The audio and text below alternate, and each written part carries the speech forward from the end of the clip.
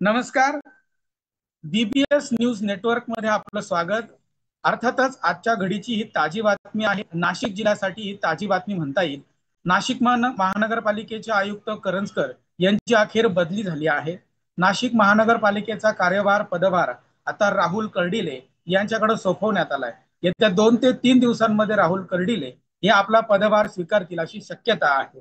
राहुल कर्डिले हे वर्ध्याचे जिल्हाधिकारी म्हणून सध्या कार्यरत होते. आता त्यांच्याकडे नाशिक महानगरपालिकेचा कार्यभार देण्यात आलेला आहे. यापूर्वी रजेवर असलेले वैद्यकीय रजेवर असलेले करंजकर यांचा कार्यभार हा मनीषा खत्री यांच्या देण्यात आलेला होता. आता गेल्या अनेक दिवसांपासून ही चर्चा वर्तुळामध्ये संपूर्ण जिल्ह्यामध्ये आपल्याला पाहायला मिळाली होती की नाशिक मनपामध्ये तुकाराम मुंडे हे येणार असून त्यामुळे सर्वांचेच धाबे दणाणले होते.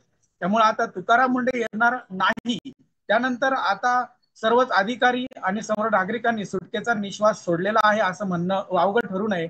त्यामुळे आता वर्ध्याचे जे जिल्हाधिकारी आहे जे नाशिकमध्ये आता जे काही आपल्या आयुक्त पदाचा कारभार स्वीकारणार आहे तो येत्या कुंभमेळ्यामध्येही त्यांच्याकडे नियोजन असणार आहे. त्याबद्दल आपल्याला संपूर्ण माहिती येत्या काही दिवसांमध्ये आपण त्यांच्याकडनं घेणारच आहोत.